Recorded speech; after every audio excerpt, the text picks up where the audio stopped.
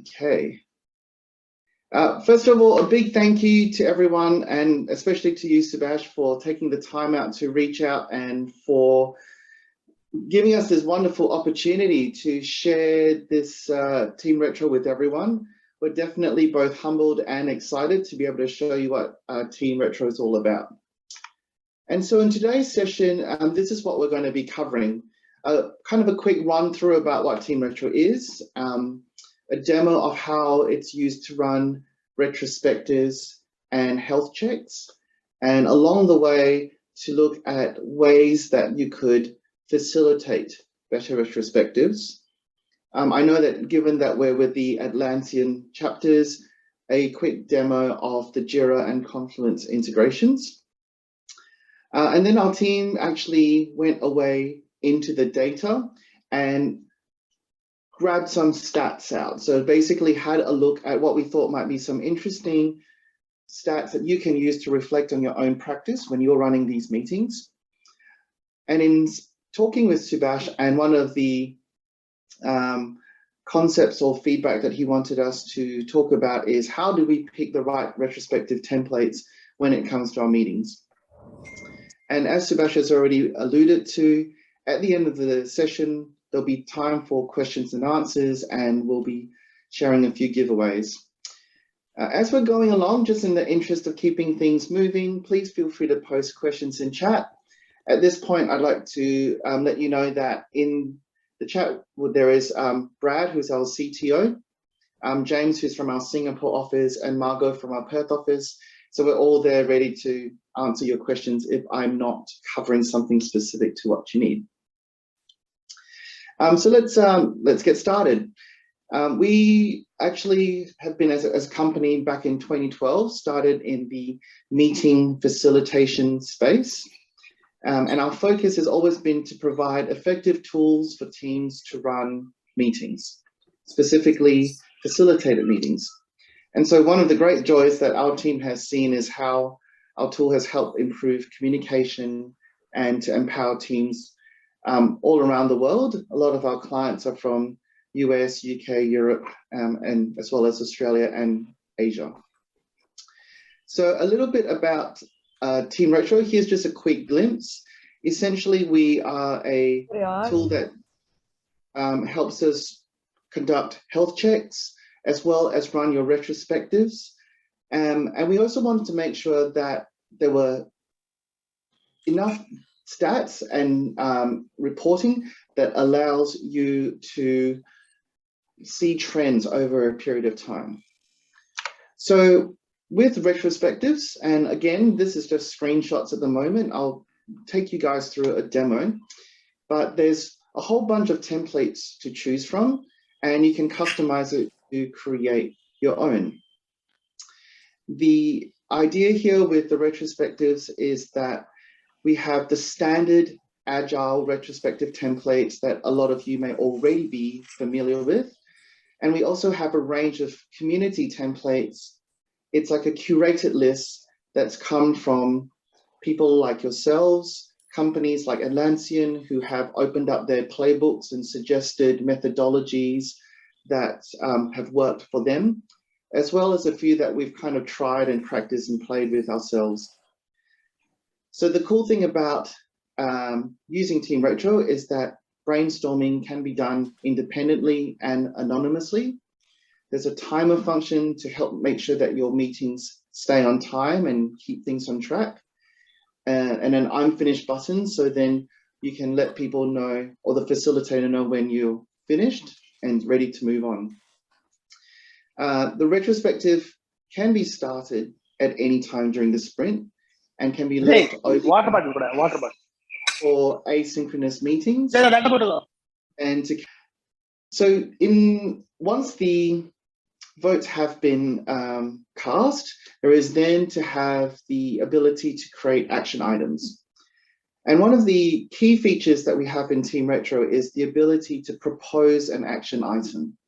So you may experience the event where you're in a meeting and you want to obviously have continuous improvement and the ability to add action items, but you also want to check that there is buy-in.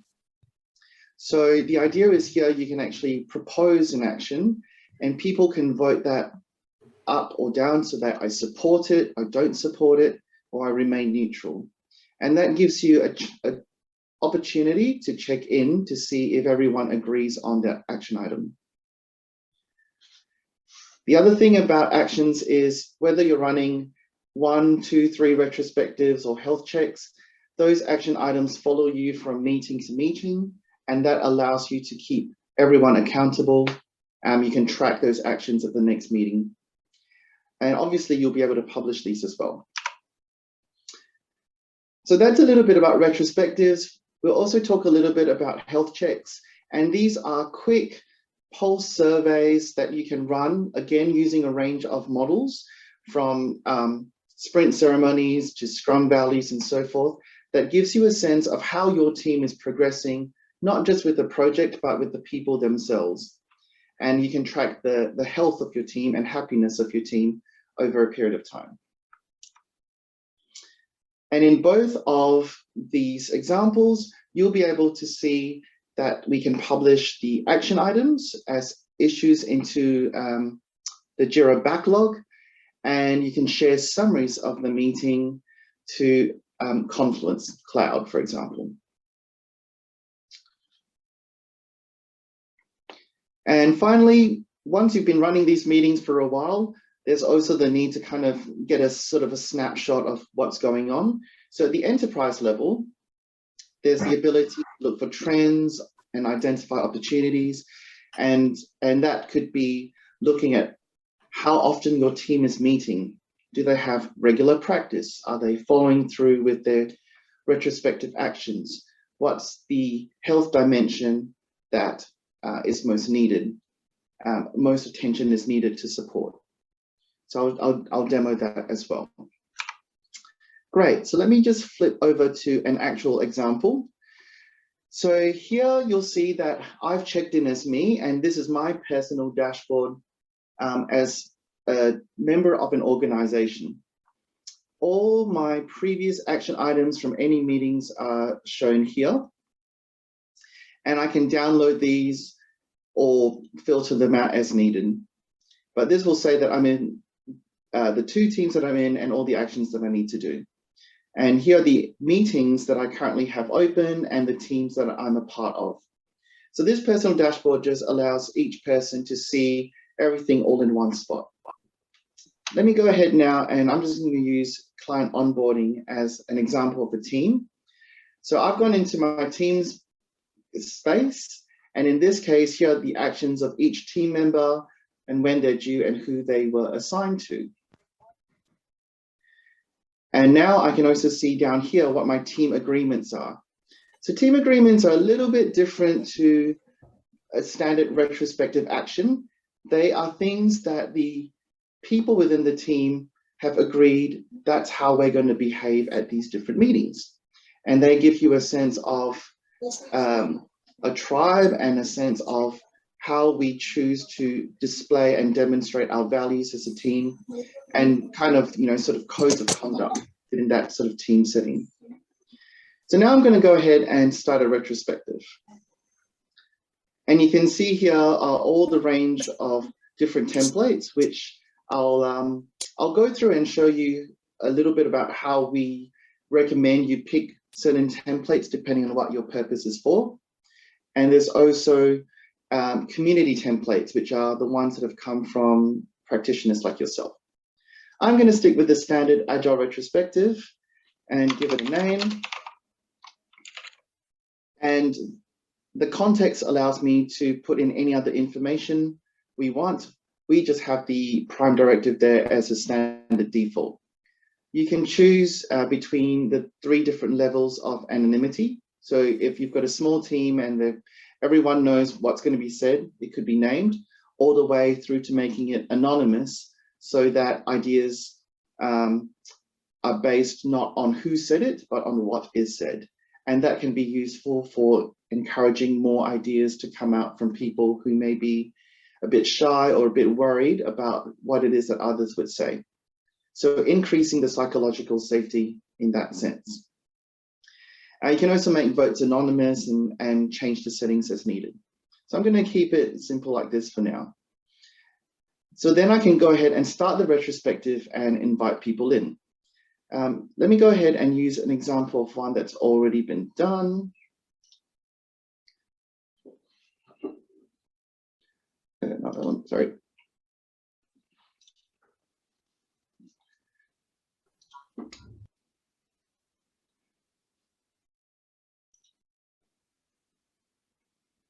All right, sorry. So here is an example of a super hero retrospective where people can go in and add their ideas. And they can go through and do the same thing for each of those categories. So in this example here, I've said, imagine our team is a group of superheroes. So what are the values about what we stand for? What superpowers do we have as our strengths? Where might we be vulnerable with weaknesses?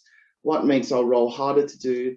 And who or what supports us as sidekicks and gadgets? Now, this is a bit of a fun one that you can do, but essentially you'll see here that people can brainstorm. I can set a timer. I can show the ideas immediately or in the next step. And I can color the ideas by topic and decide whether or not I want to show who added the ideas or not.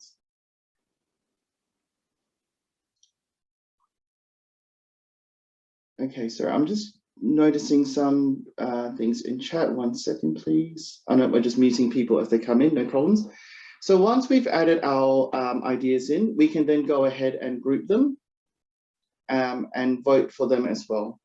1 second, I'm just going to ask. I'm just going to see if I can find another example where there's already things in there.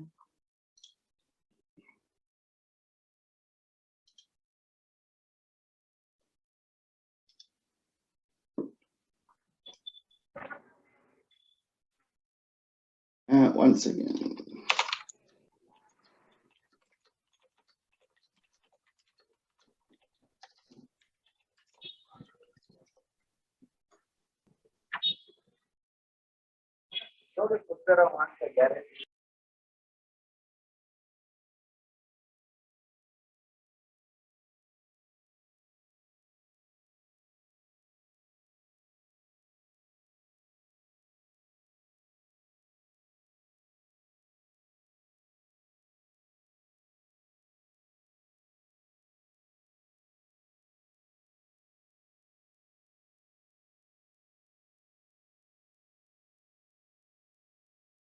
Oops, sorry, I'm using the wrong retrospective, that's why.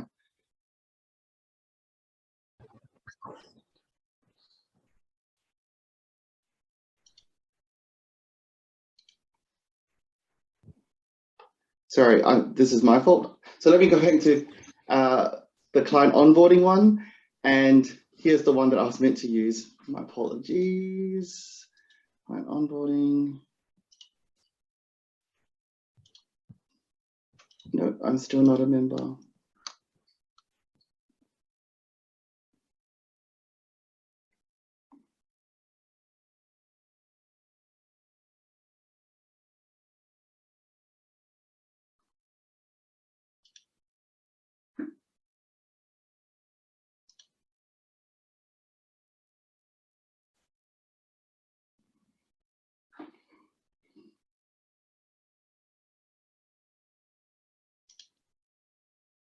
Okay, sorry about that. I was just trying to get someone to set me up as an admin. So I'm just going to use this as my demo one now. This is the standard Agile retrospective format that most people will be familiar with. And I've got here brainstorming where I've got show ideas in the next step. So I can make that immediate if I wanted people to see where the ideas were kept. And I can then also color things by topic or by who added. In the side panel here, I can actually see who the people have contributed are. And if they've indicated that they're done, it will give them a little tick to say that they're ready to go. If this was a real life retrospective and I wanted to present these ideas, then I could click on the presentation button and I can take each idea, talk through each idea one at a time. Right now, this is presented in original order, but I'm going to do it by who added, and that means that all the ideas that are added by the same person can be discussed by that person in sequence, and they'll talk through each idea by themselves. Once you've finished brainstorming, you can then go to the grouping phase, and it will automatically suggest groups within topics. So this is a feature that you can turn on and off as needed. If you agree with the suggestions, then you can go ahead and accept those. Otherwise, it's as simple as dragging and dropping things to where things you think belong to each other. So you can just kind of drag and drop between things as needed, and give them a group title as well. Again, you can present those groups of ideas if you wanted to discuss those further, or you can take it to the voting stage. So in the voting stage is where you can have your presets and change the limits. You can choose to abstain if you wish. Otherwise, you simply allocate the votes to the topics that you most want to talk about. And then in the next phase, it will sort all the ideas from all participants in order, and that will allow you to present and talk through those ideas one by one.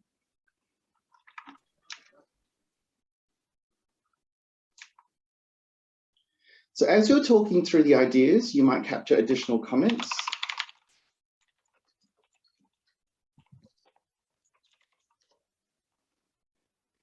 And you can also suggest some action items.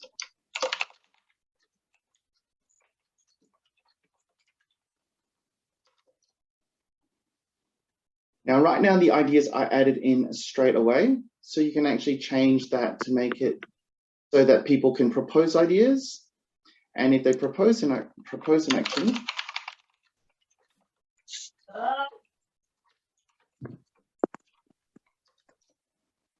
then people can then support, stay neutral, or not support this. I see a question from Pradeep about showing the user's view. So if you wanted to have a look at the user's view, essentially they would see exactly the same thing, except they won't have this facilitator's toolbar at the top here. So they will only see the ideas that you're presenting to them.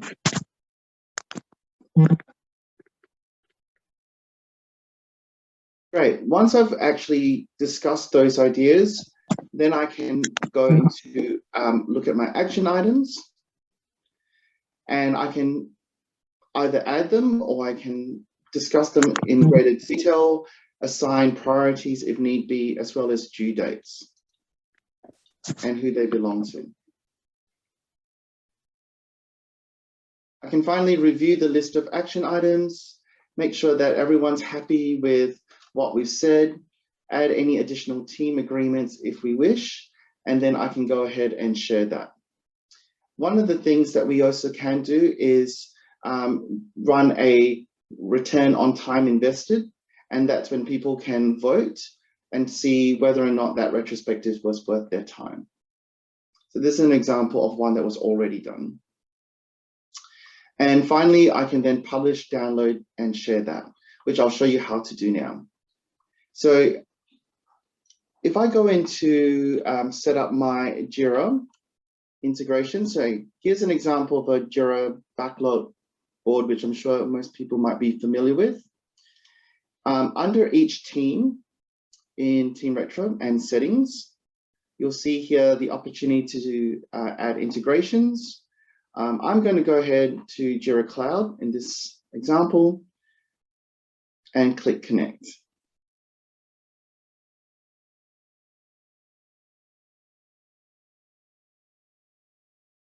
So this will now ask request access to the Atlassian account. So I'm just going to go ahead and accept that for now.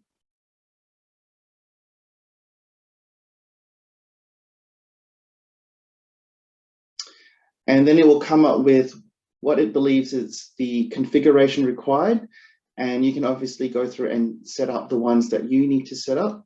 So make sure that the cloud account is correct, that the project is the one that's relevant to this team, that the issue type in this case will be assigned as a task, and the standard labels are correct for you. If need be, there is a link to a setup guide if you need more information, and our team is always there to help with that setup as well. So I can go ahead and save those changes, and the same thing can be done with Confluence Server, Confluence Cloud in this case. So let me just click on that one.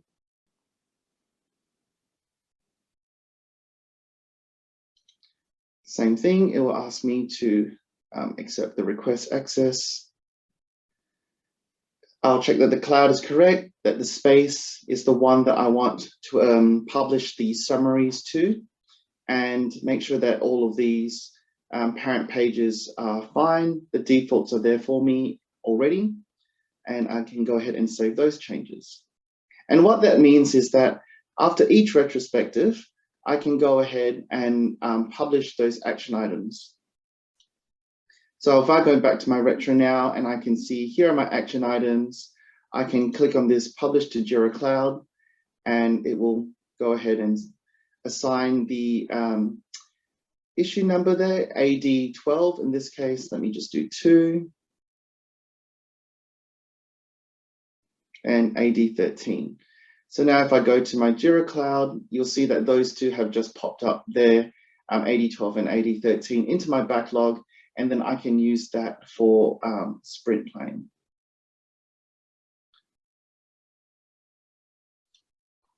Great. So this is a quick example of how the retrospective can be run. And obviously at the end of the day, I can still share these results with everyone via email, or I can publish it to Confluence, and I can also download the results as needed. So I'm just going to swing over really quickly to health checks as well. So health checks, as mentioned before, are a quick way to get a sense of how happy your team may be, or if you wanted to run a check-in on a particular topic of values or ceremonies that your team may run. So in this case, I'm going to use a team health check, and what that would cover are these particular dimensions, which are coming up now. So here, for example, I might ask each person in the team to indicate whether or not they feel like they have clear ownership of a product owner. How do they feel like they're getting value and producing value to the business and the user? And they would go ahead and indicate their responses across all these questions. And they can add additional comments as needed. Once the teams actually put all their information in, it will draw a radar and give you a sense of how things are trending in that particular health dimension over a period of time. So that means that you can now have a look at, the most positive things first, all the way to the most negative things from that particular health check, and that could even add as a theme to your next retrospective. I can again present these ideas one by one and talk through these and capture actions as needed.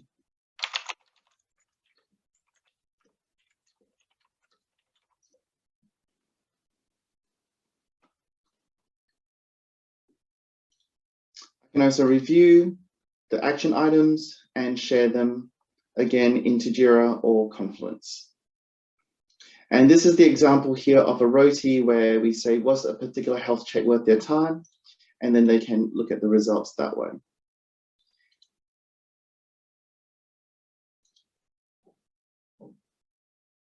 So that's an example of a health check. And you can see here that it gives your team a particular trend over a period of time. So you might look and say, like, right now, team roles is looking like it's in the red. And what can we do to resolve those issues? You can customize both your retrospectives and health checks.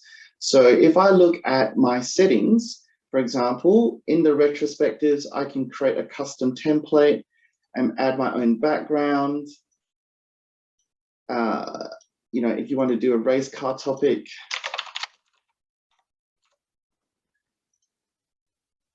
there's images here you can add.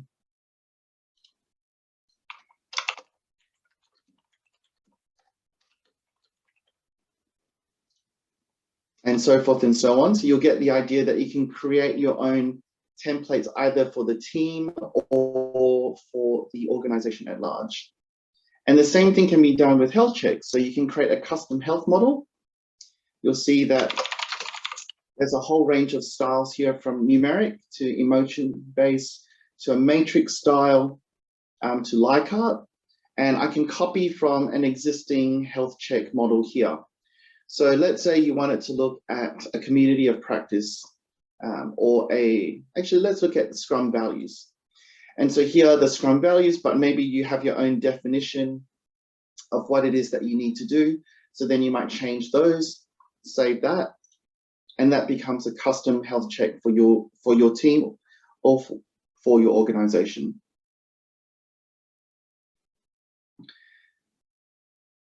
And finally, just for those of you who are interested, if you need to change the roles of your members, then you can change that under the members section. And that's when you can also invite additional team members.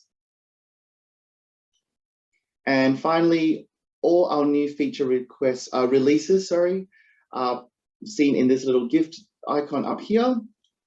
And you can also use that to suggest a new feature, but you can see what we've been working on over the last little bit that's been keeping the team super busy. Okay, so now I'm back in my home screen, and I just wanted to have a quick pause for any questions if someone wanted to raise something now before I moved into an example of some enterprise reporting and then talk about how you might choose retrospectives.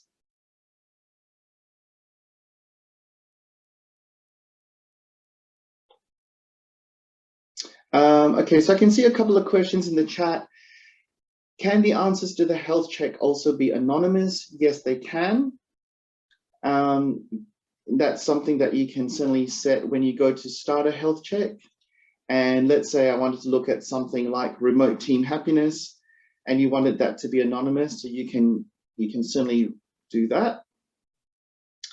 Are there any use cases of this tool being used across roles or methodologies? Yes, there's plenty of examples. We work a lot across a whole range of verticals and different roles, from not just Scrum Masters, but BAs, project leaders, and even at sort of the leadership management level, especially when it comes to the reporting side of things. So maybe what I can do now is switch over to a enterprise report and maybe give you a sense of what that looks like. So with our enterprise reports, what it means is that I can see all the team statistics about activity, memberships, health checks, and action items. If I wanted to look across all my teams and say, what are the action items that have been created? And I'm looking for common ways to support all my teams, then that's a way to do that. You might look at the agreements that have been created by your teams, and that gives you a sense of their culture, their vibe, and what it is that you could do to promote greater agility and continuous improvement. And then there's specific meeting statistics on retrospective health checks and users. You can see how often people are running their activities. So that's how regular they're running and when they last ran their meetings were. You might look at the health of their team across, like the last health check. You might sort by each dimension to say, how's each one going and where do I need to focus my attention? So this is a bit of a heat map version of the team health check radar. If you've run multiple or different types of health checks, then they will appear below that as well.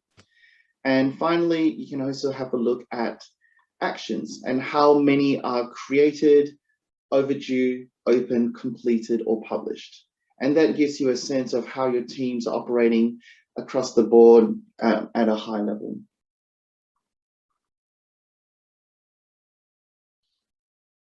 Okay, I'll just pause to see if anybody does now want to ask a question. Please feel free to use the raise your hand option in Zoom. If not, just to go through some of the quick questions in chat just to see if there's anything else that I can help answer.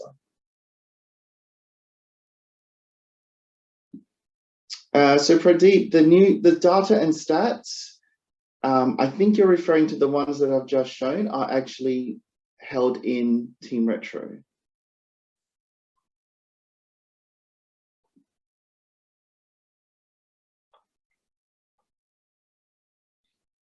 Great. Okay, well, I think you've all seen now a quick demo of how TeamRetro works and how all the teams can be set up to be integrated with a whole range of tools, as well as running different retrospectives. Now, as you've seen, when I go to start a retrospective, there's a whole range of different ones that are there, and they all serve different purposes. So I'm going to flick back to the presentation for a while and just talk through a little bit about the different templates and how they can be used. So in terms of the stats that we've seen our customers using TeamRetro, most of the time it's between 5 and 12 participants. Yes, we've seen up to 711 people in a whole organization, whole company-wide scaled retrospective. And I think that was done because it was just a tool that they found worked and that everybody understood, so they decided to run it for the whole company. Out of each retrospective, in general, you've got 8 to 24 ideas, and most teams will produce between 1 and 6 actions. Again, it kind of does have a long tail for those larger meetings. The return on time invested for most people have come back with a 4.5 average. And again, most people will run bi-weekly meetings, although some do run weekly or monthly retrospectives. So those were some stats that we thought we would share.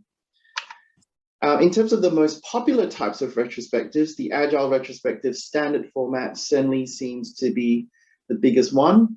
But then you have your typical start, stop, continue, mad, sad, and glad, flat for as a sort of alternative. And then you start to see all these other ones around starfish retrospectives or war stories, what's working, not working, rosebud, thorn, three little pigs, and a few others that are in different languages because it's got, we have a lot of people that use it from Europe. So there's a few there that I don't actually know what they stand for yet, but I can guess one of them, the Agile retrospective right underneath the stop, continue.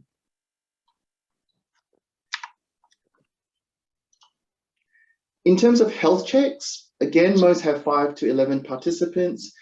There's fewer actions that come out of a health check, and sometimes just the nature of the beast. You're looking at a lot of data, and so they're trying to find ways to improve how the team works together, and that could be just a team agreement that says, this is the action that we're going to take. We're going to have lunchtime meetings once a month where we don't talk about work, or we're going to make sure that we are always on time to every meeting, whatever action they agree on. And again, most will run bi-weekly health checks. Again, some do it weekly or monthly.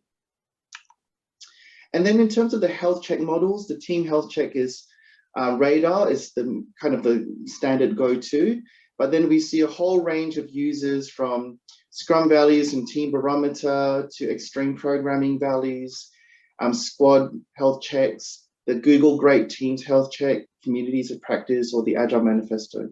Just get a bit of a visual range of the different types of things that people do to check in with their team.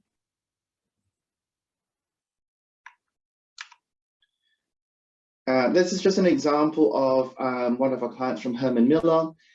He is a services manager and Scrum Master, and so again, just saying about how they've used it to improve their retrospective meetings, and they said that they came up with 100 improvements over a 12-month period, and that they were happy with the higher engagement with their actual team members and increasing their velocity. So you saw a whole range of different retrospective templates being used. And I guess the question is, why do people do that? Some people actually want to, and they do. They just use the same retrospective template every 2 weeks, and they do it for months and months on end. And I think that's really great when you have potentially a new team that's learning Agile. And then once they kind of get familiar with it, it's important then potentially step away from the norm. You might want to spark new ideas. You might want to avoid the anti-patterns of meeting fatigue. You want to tailor the retrospectives to the context of the sprint. So here are a whole range of reasons why we think it's worthwhile mixing up those templates, even if it's just to change the way people answer questions and to get new perspectives. So then how do you choose the right retrospective template? We think it comes down to 3 key questions you should ask yourself. The first is, what do you hope to achieve? And this could be improving the way people work together, like communication and connectedness. It could be about a process, how you do what you do, or it could essentially be the product, the vehicle in which your team delivers value. So what's your main focus? It may be a combination of all 3, but maybe one of them stands out, and that helps you pick a retrospective template. It could be about the context of your team, so the size, its maturity, the diversity, and even their interests. It comes down to you as the Scrum Master. Perhaps you're new to Scrum or you're super experienced, and so then you're more comfortable as an experienced Scrum Master trying a new, different template. And the vibe of the last sprint. Did everything go okay? So we just carry on. Was it great? And we didn't discover anything new, so we really want to try and do something different to try and see what might be some other underlying issues.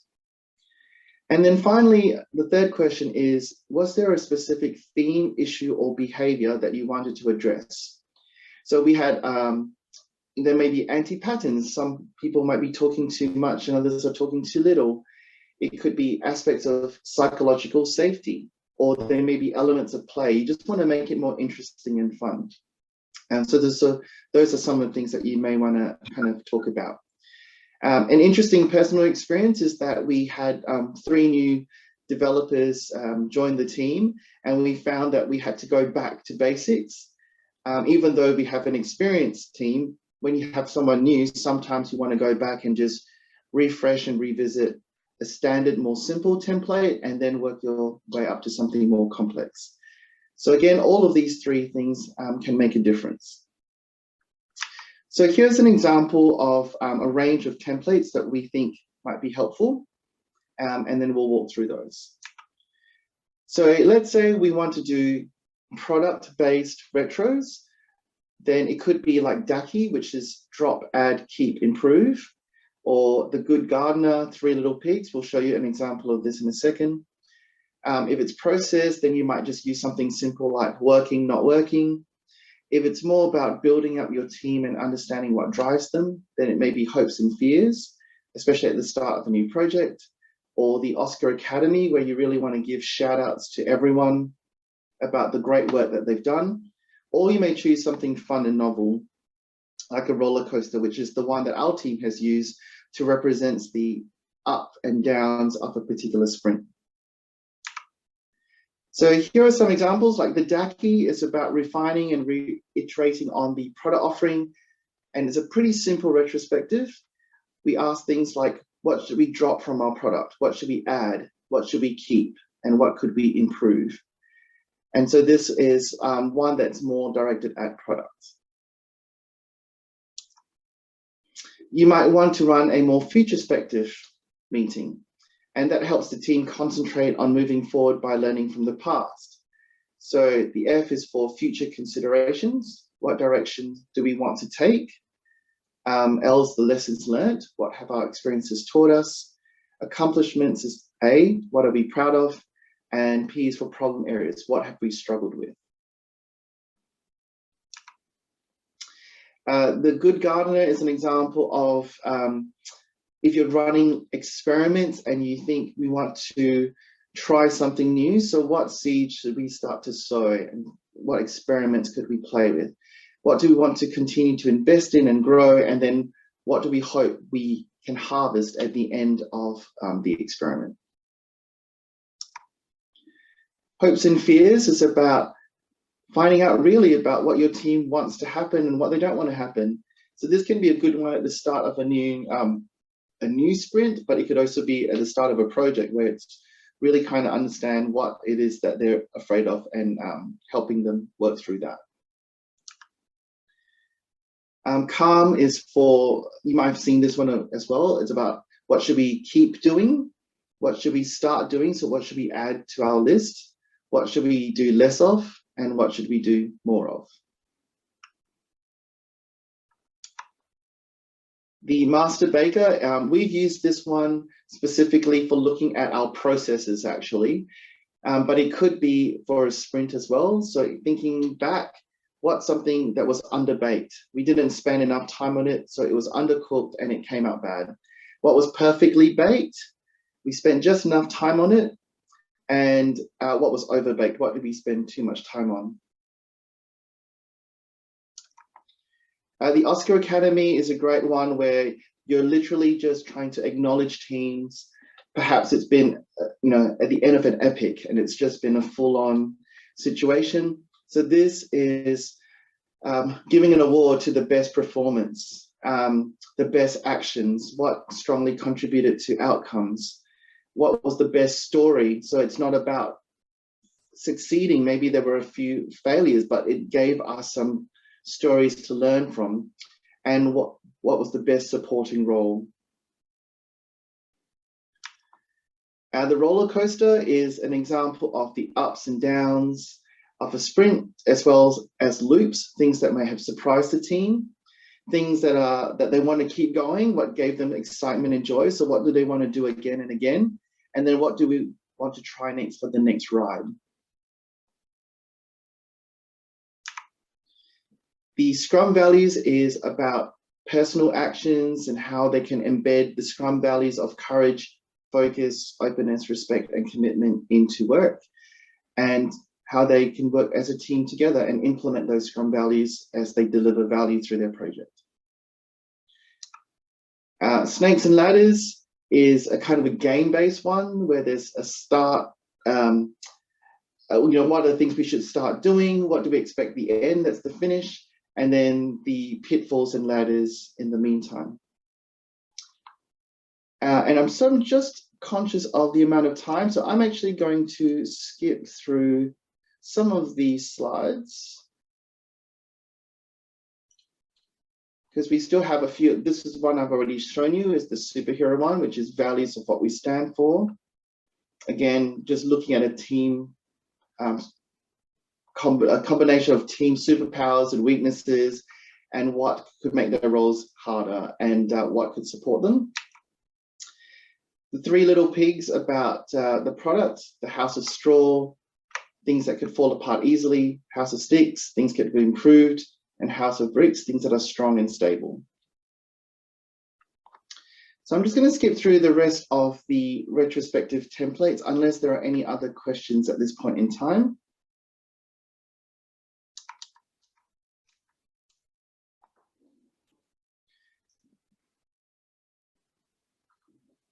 Okay, so there don't seem to be anyone putting their hands up for a question.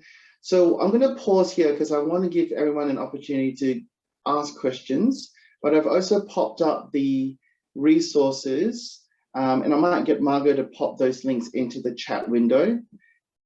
We've got a Scrum Masters guide that can talk a little bit about what retrospectives are, especially if you're new. Specifically chapter 8, if you just want to talk about, read about the actual different types of templates. The link on our website actually goes to all the different kinds of templates that I've talked about. So you'll see them here. And if you wanted to learn more specifically about, say, war stories and how you could potentially use it, then we've written about those here as well, along with some icebreaker questions and some videos and some ideas and tips that can specifically help with that retrospective. And the same with health checks.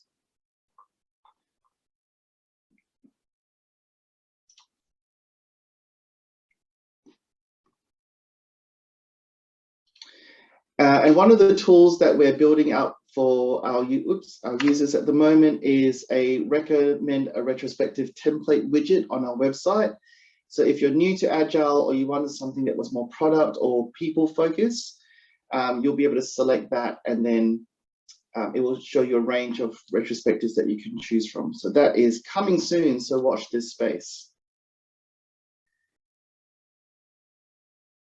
And so finally, again, we're very thankful to Subhash for organizing this event for us.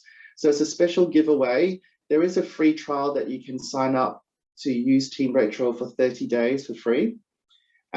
Please use this particular link, and we'll share that with the community as well through Subhash.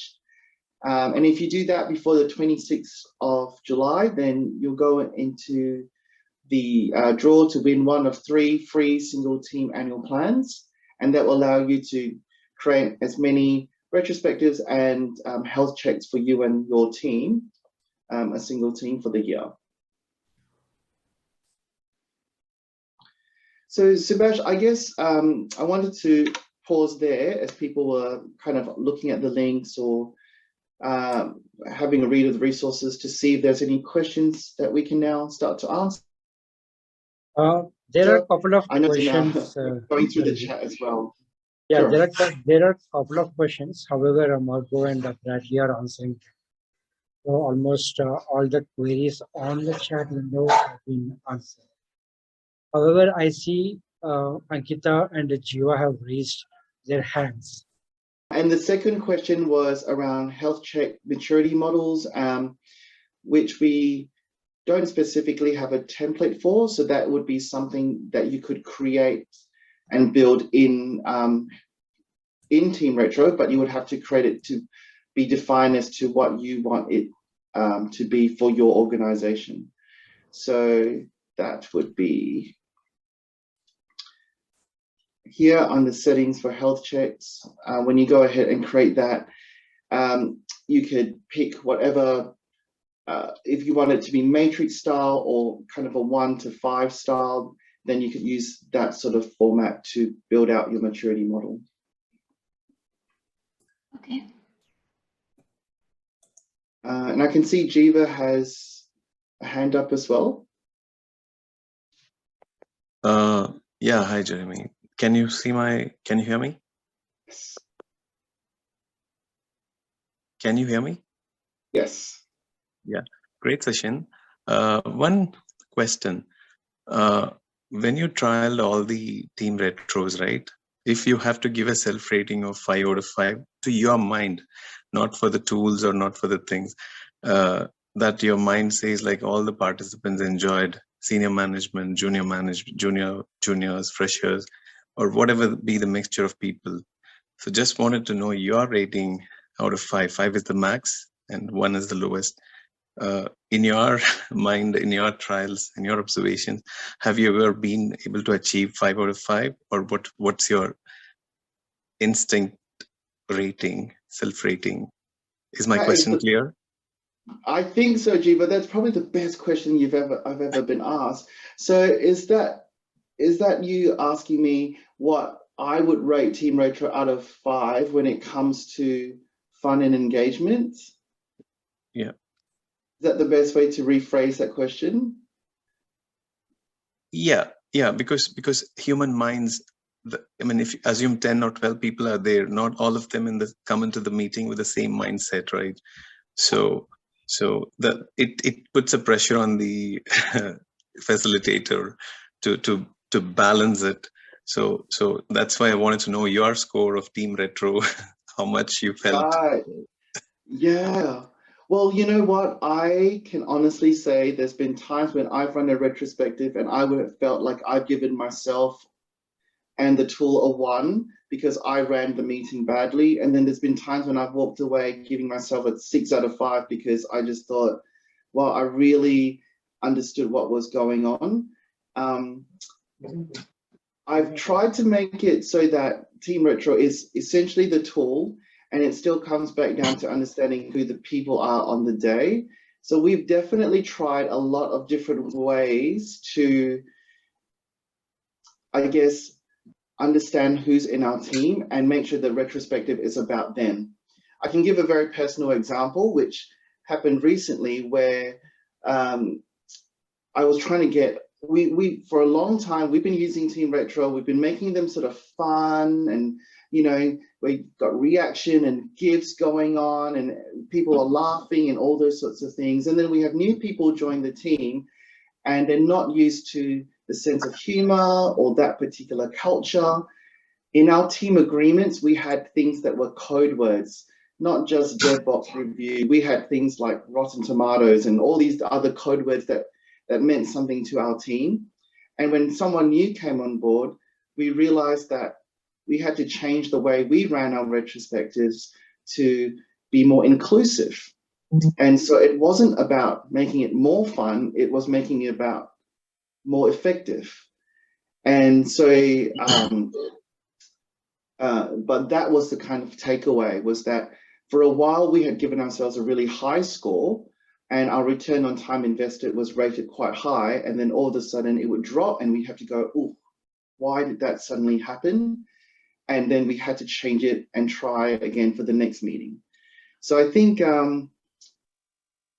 as a tool itself, I think, obviously I am a bit biased. I think that with TeamRetro, that the idea is you can make that page as interesting with backgrounds and images and theme it and do what you need to do with it.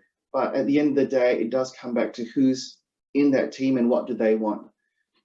So if they only want to run a particular type of retrospective and that's their culture, then I think, all the power to them, because that's what drives their engagement and their velocity in the project. A great answer, and thanks a lot. Thanks a lot. My pleasure. Thanks for the question. Yeah, sure. Hi, Ravi here. Hi, Ravi. Yeah, so my question is, how does the action item of a retro get translated into actions, and how they are backlogged and managed? Because amidst all the development that the Scrum or the Agile team going to do, this is going to give a different set of action items. It could be on the process side, on the value side, or the technology side, or people or process discipline side. It could be different thing altogether. How does a team give importance and add this to a backlog, and what is the life of these action items post retrospective? That's a really good question. So if I just use this as an example here, each team, like you said, will have all their action items. And one of the features that we've built in TeamRetro is to make sure that at the end of the meeting, any action items that were new will be put onto your dashboard for your team. So this, for one, makes sure that it's always visible. Every time we come into the next meeting, so let's say I run another retrospective, I create a whole new one, doesn't matter which one it is, those action items will be part of this meeting as well. So in my actions down here, I can still see what's already been discussed. So on one sense, that's keeping it accountable.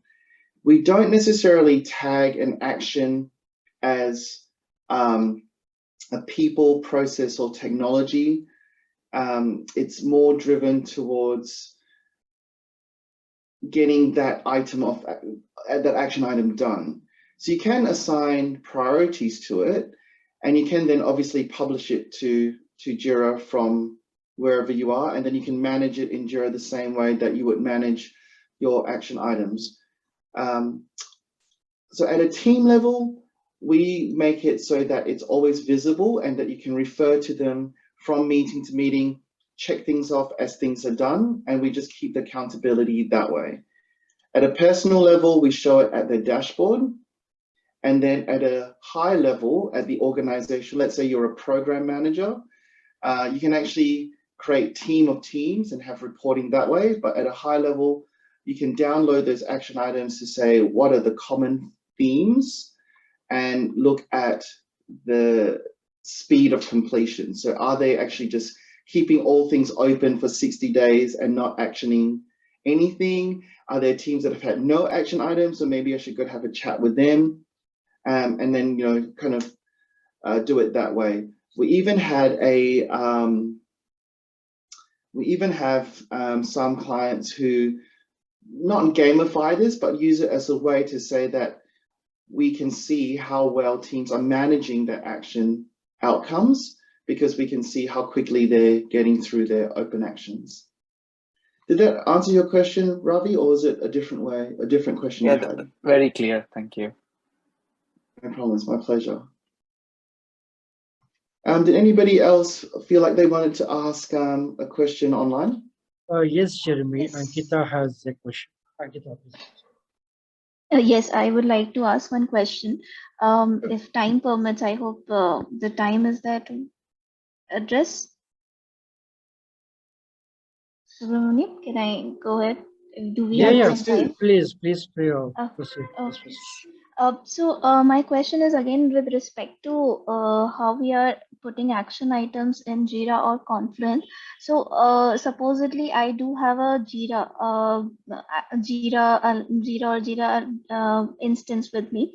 So once I have took TeamRetro from the marketplace, do I have to still integrate it, or whenever my action items are created here, I can directly publish it to my Jira?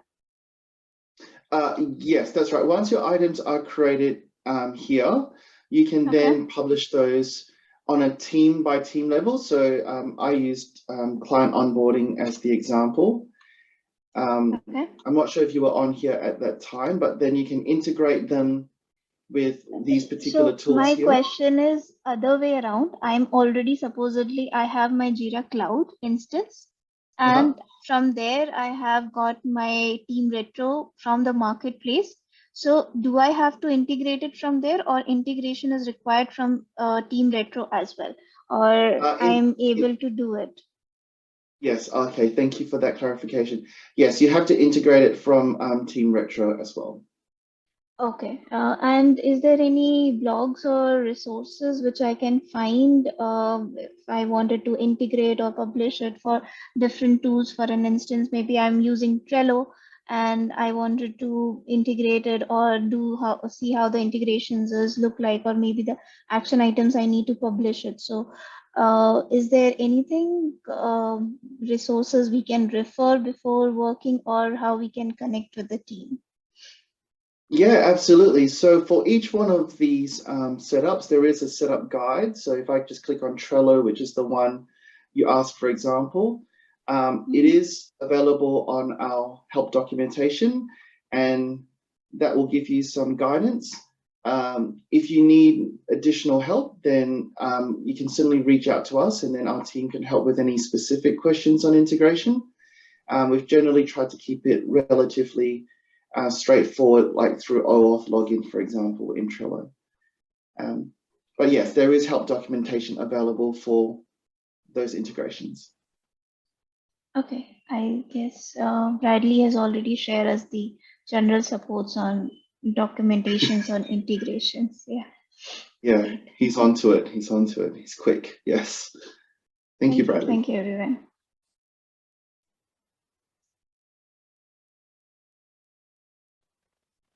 Okay, Subhash, I don't know if we've got any other questions so far. I don't know if you wanted to leave the floor open now. I was just conscious of time because I think you said keep it to 45 minutes and we're a bit over. Yeah, thank you, Jeremy. We are just 10 minutes ahead of our schedule. But thank you so much. As of now, I don't see any people raising their hands. However, Bradley, I mean, from your team, they have answered maximum questions, all the questions and the queries. So one final call to all the team members. Do you have any other queries? Yes, please raise your hands so that we can take one last question in the interest of the time. No questions, then it's a selfie.